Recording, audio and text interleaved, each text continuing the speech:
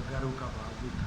और उनके एक चित्र है नमस्ते कूर्बे महोदय, जिसके अंदर वो एक अपने कुत्ते को लेकर बाहर भ्रमण के लिए जा रहे हैं और अड़ोस पड़ोस के लोग उनको अभिवादन कर रहे हैं। कुछ उसमें कला संग्रह वाले हैं, कुछ आर्ट गैलरीज के और कला समीक्षक भी उनको सम्मान कर रहे हैं। यह चित्र इस भाव को प्रदर्शित करता है कि कूर्बे जो थे वो महान चित्रकार तो थे ही, इसमें कोई दो राय नहीं है, लेकिन वो थोड़ा सा अपने आप को समझते भी थे। और समझना कोई बुरी बात नहीं है, लेकिन कला के क्षेत्र में काम करके अगर कोई इतना समझना चाहे तो ये कोई ऐसा अपराध नहीं है जो क्षमा न किया जा सके। ये उनका निजी स्वभाव ही था। और जब इन्होंने ये फ्रांस का जो राष्ट्रीय सम्मान जब इन्होंने ठुकराने की बात कही, तो ये एक ऐसा दौर था जिसके अंदर फ्रांस और जर्मनी का युद्ध भी चल रहा था। और बमबारी से बचने के लिए, जैसे जर्मनी और फ्रांस पे मान लो बम वर्षा कर रही थी, तो पूर्वे ने अपने सारी जो पेंटिंग्स और जो थी उन्होंने सुरक्षित स्थानों पर ले गए और साथ के चित्रकारों को भी अपनी कलाकृतियों को सुरक्षित रखने का उन्होंने निवेदन किया। और उनको आह्वान भी किया कि यूरोप के जो एकता और संप्रभुता के लिए वो एक उसके उस दृष्टि से भी कुछ प्रयास करें और अपने अपने जितने निजी प्रयास हो सकें वो करें। और ये एक ऐसा काल था। उसके बाद में जैसे फ्रांस की जो क्या कहते हैं वो गणतंत्र की जो व्यवस्था थी उसका पतन हो गया और बहुत उथल पुथल हुई। और इन स्थितियों में कूर्बे महोदय का बहुत बड़ा नुकसान हुआ। हालांकि कूर्बे को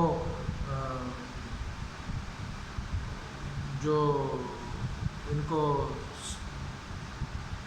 सम्मान भी मिला था और पहले ये निदेशक भी रहे थे कला संस्था के, तो इस स्थितियों के अंदर जब इनको कला संस्था के निदेशन रहने के फ्रांस में इनको निदेशक बना दिया गया था, तो ये जो उथल पुथल की स्थिति थी इसमें इनके खिलाफ कुछ आरोप भी लगे।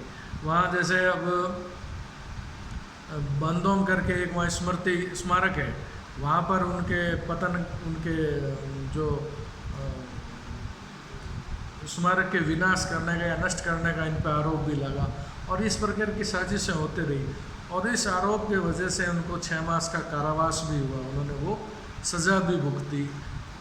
6 मास के कारावास के बाद में जो उन्होंने वापस अपने ओरना गांव आ गए, क्योंकि अब वहाँ के उथल पुथल में वो अपने आप को ठीक से सुरक्षित महसूस नहीं कर पा रहे थे, तो वो गांव आ गए। लेकिन ये साजिशें गांव आने के बाद भी कम नहीं हुई। वहाँ पर भी उनके खिलाफ दंडित करने के और प्रयास चलते रहे सरकार की तरफ से। जब उन्होंने गांव में भी इस असुरक्षा का माहौल देखा तो ओरना से निकल कर स्विट्ज़रलैंड आ गए। अब चूँकि स्विट्ज़रलैंड आ गए तो उसके पीछे जो जिन परिस्थितियों में उनको निकलना पड़ा, सारा वो सामान अपना नहीं समेट सके। कलाकृतियाँ भी वहाँ रह गई, उनकी संपत्ति भी वहाँ रह गई। तो वहाँ पर भी उन पर अभियोग चलाकर न्यायालय में उनकी संपत्ति और कलाकृतियों को सरकार के द्वारा वहाँ जब्त कर लिया गया। लेकिन इन सब परिस्थितियों के बाद भी कूर्बे ने कभी चित्रकारी नहीं छोड़ी। वे स्विट्ज़रलैंड में रहते हुए भी अपनी चित्रकारी करते थे और जब तक 1877 में उनकी मृत्यु न हो गई तब तक वो अपनी चित्रकारी को बखूबी चालू रख रहे थे। अब चूँकि वो युद्ध का समय था और ओरना में चूँकि उनका जन्म स्थान था, वो ओरना नहीं आ पाए और स्विट्ज़रलैंड में उनकी मृत्यु हो गई। लेकिन 1919 के अंदर जब स्थितियाँ सामान्य हुई, चूँकि वो इतने फ्रांस के और ओरना के लिए भी ये गौरव की बात थी कि इतने बड़े चित्रकार थे यथार्थवादी के, तो उनकी अस्थियों को और इनके शरीर के अवशेषों को ये 1919 में ओरना लाए।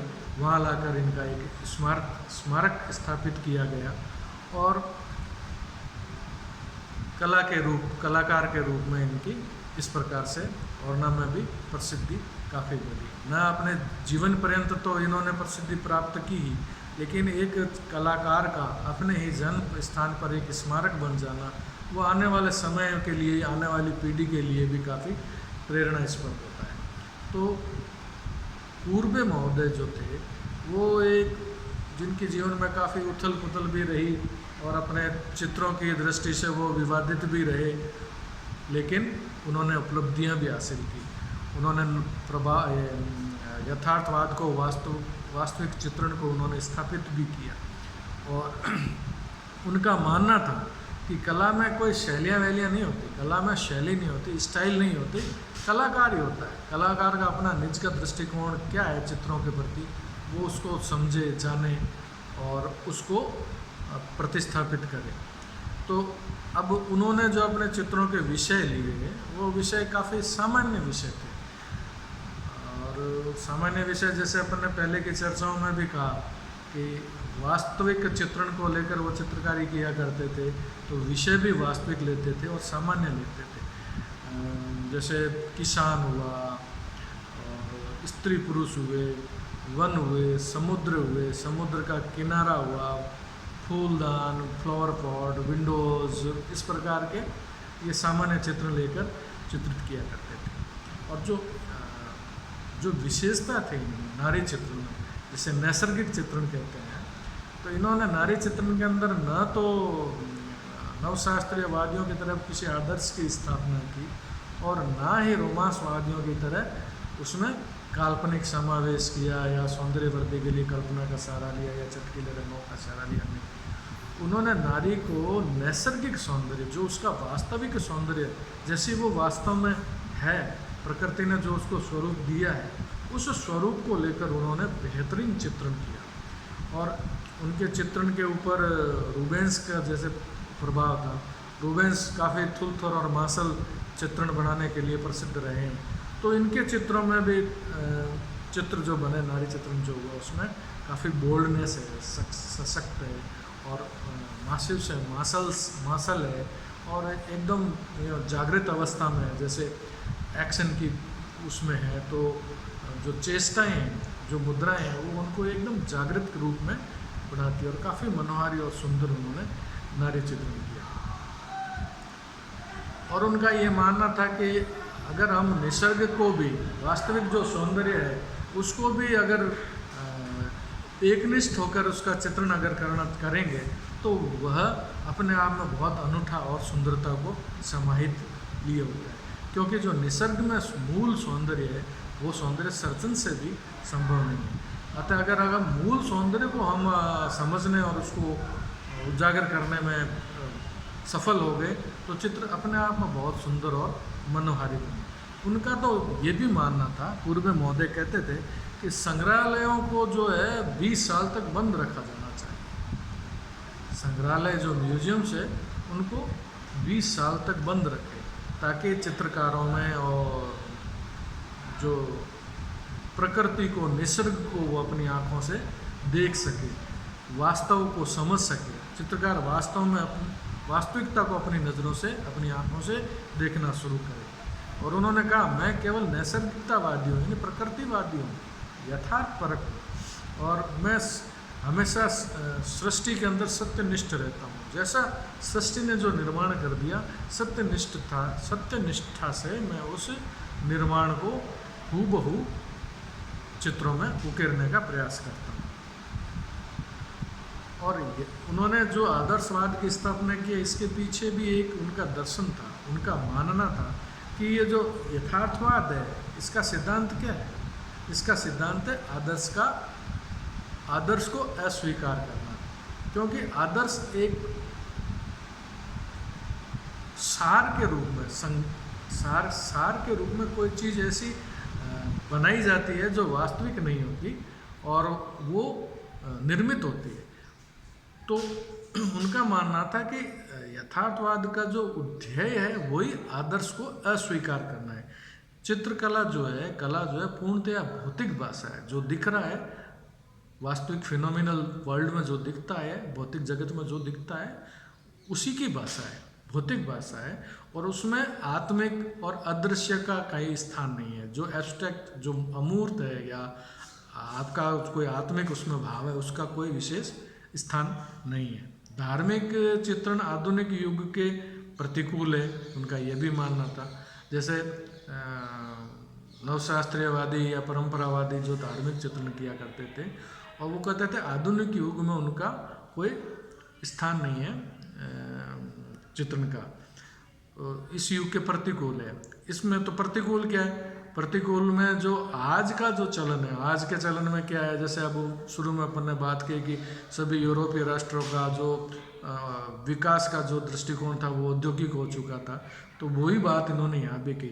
उन्होंने कहा कि भाई ये जो यंत्र ग्रह है, खान्स है, मतलब माइंस है, खाने हैं, कारखाने हैं, ये 19वीं शताब्दी के साधु संत व चमत्कार हैं, अतः हमें इनको ही चित्रित करना चाहिए। तो जो पूर्वे थे वो बहुत अपने विषय के साथ में एकनिष्ठ थे और उसमें कोई कुटिलता नहीं थी, उसमें कोई धूर्तता नहीं थी और बौद्धिक विमर्श ज़्यादा वितंडनावाद भी उसमें नहीं था कि बिना मतलब की तर्क और वितर्क की उनकी आदत भी नहीं थी। हाँ, क्योंकि चित्रकार बेहतरीन थे, चित्रण बहुत बढ़िया करते थे और एक सर्वसुलभ गुण था कि उसका उनको एहसास भी रहता था हल्का सा। तो ये लेकिन एकनिष्ठ चित्रकार थे, चित्रकार वो बेहद अच्छे दर्जे के थे और वास्तविक चित्रणकारी का तो उनका इतना श्रेष्ठ अनुभव था कि उन्होंने यथार्थवाद की जो स्थापना की, वो यथार्थवाद समाज के अंदर रूढ़ हो गया, लोगों की उनके प्रति बड़ा ही एक ऐसा भाव था जिसको वो स्वीकार करते थे। उस वक्त के जो प्रसिद्ध विद्वान थे, लेखक थे अपोलिनेर, उन्होंने तो पूर्वे को घनवाद का जनक तक मान लिया और उसका कारण ये था, पूर्वे ने जो चित्रकारी की आरंभ के अंदर उन्होंने रोमांसवाद को लेकर जो चित्रण आरंभ किया, रोमांसवादी पद्धति को अपनाते हुए अभ्यास चित्र किए, वास्तविकता के तत्व उपदेश बाद में बढ़े। तो उनके जो चित्रण के अलग अलग फेजेस के जो पेंटिंग्स है, अगर उन चित्रों की समीक्षा की जाए तो उनका मानना था कि इन चित्रों के अंदर घनवाद का, विशुद्धवाद का, रचनावाद का, इन वादों के बीज रूप इन चित्रों में दिखाई पड़ते हैं और इसी को आधार बनाकर उन्होंने कहा था कि जो पूर्वे हैं वे घनवाद के जनक हैं। तो ये पूर्वे के बारे में आज अपन ने चर्चा की। और जब यथार्थवाद की बात करते हैं तो डोमिये के चित्र, डोमिये का कला जीवन, पूर्वे का कला जीवन, पूर्वे के चित्र, उन चित्रों की विशेषता, ये सारी जब अपन क्रमबद्ध जब इसका अध्ययन करते हैं तो यथार्थवाद अपने आप में स्वतः स्पष्ट हो जाता है। यानी जो वास्तविक जगत में जो चीज़ उपलब्ध है, जो वस्तु है, जो आकृति है, उसके अंदर जो नैसर्गिक का तात्पर्य ये हुआ कि उसमें जो प्राकृतिक उसका जो स्वरूप है, उस प्राकृतिक स्वरूप को आधार बनाकर चित्रण किया जाना ये वास्तविक चित्रण था।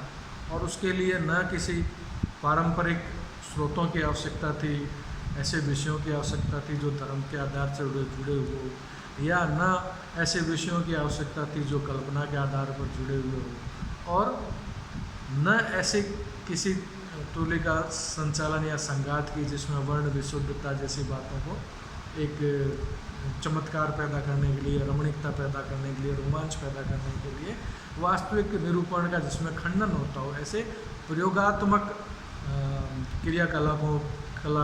कलापों की भी आवश्यकता यथार्थवाद में नहीं थी। उनका एक सीधा सा नज़रिया था कि निसर्ग के अंदर, यथार्थ के अंदर, प्रकृति के अंदर मूलभूत सौंदर्य उपलब्ध है, उसके स्वरूप में, उसकी बीज रूप में सौंदर्य बंधा हुआ है। उस सौंदर्य की गहन दृष्टिकोण से उसको सौंदर्य को महसूस करो, उस सौंदर्य को यथार्थवादी दृष्टि से, यथार्थवादी दृष्टिकोण से अगर आप चित्रित करते हो तो वह चित्रण अपने आप में बहुत रमणीक और सुंदरता लिए हुए होगा। और चित्रण के विषयों के प्रति तो उन्होंने सामान्य विषयों को लिया ही, और चित्रण की जो तकनीक थी उसमें भी सादृश्यता का भाव, जैसा हूबहू निसर्ग में दिखता है उसको वैसा ही दिखाने की दृष्टि से उस पर जो छाया प्रकाश या प्रभाव है और उसकी जो धरातलीय यानी जिसको पृष्ठ जैसे टेक्सचर कहते हैं, उसकी जो टेक्सचरल वैल्यू है, उस टेक्सचरल वैल्यू को यथावत रखते हुए जब चित्रण किया जाता है तो वो वास्तविकता के नियमों के अंदर आता है और वास्तविक चित्रण होता है। चूँकि उसमें बीज रूप में सौंदर्य विद्यमान रहता है नैसर्गिक रूप में। अगर आप उस सौंदर्य को, निसर्ग के सौंदर्य को समझने का प्रयास करेंगे, अगर उसका सूक्ष्मता से निरीक्षण करेंगे और उसको अपने चित्रों में अभिव्यक्त करेंगे, तो चित्र में सहज आकर्षण होगा, एक जागृत अवस्था होगी, चैतन्य रूप में होगा, और उसकी सहज आकर्षण ही समाज और लोगों के प्रति एक सहज लगाव भी पैदा करेगा, एक भाव भी पैदा करेगा। तो कुल मिला के डोमियन है और इसमें जो पूर्वे ने यथार्थवाद को इस तरह से उन्होंने न केवल स्थापित किया और उसकी आधुनिक कला जगत के अंदर इनको एक सम्मानजनक स्थान भी दिलवाया। अब यथार्थवाद के जाने के कारण यथार्थवाद में किस तरह विघटन की स्थिति आई और किस तरह इसके आगे के वाद जो महत्वपूर्ण वाद आ रहा है प्रभाववाद। प्रभाववाद एक ऐसा आधुनिक कला के अंदर महत्वपूर्ण वाद है जो आधुनिक कला की यात्रा को आरंभ करता है। एक इन जो नवशास्त्रीयवाद है या रोमांसवाद है या यथार्थवाद है, इनका दृष्टिकोण आधुनिकता को लेकर नहीं था, उनका दृष्टिकोण अपनी व्यक्तिगत विचार को लेकर था।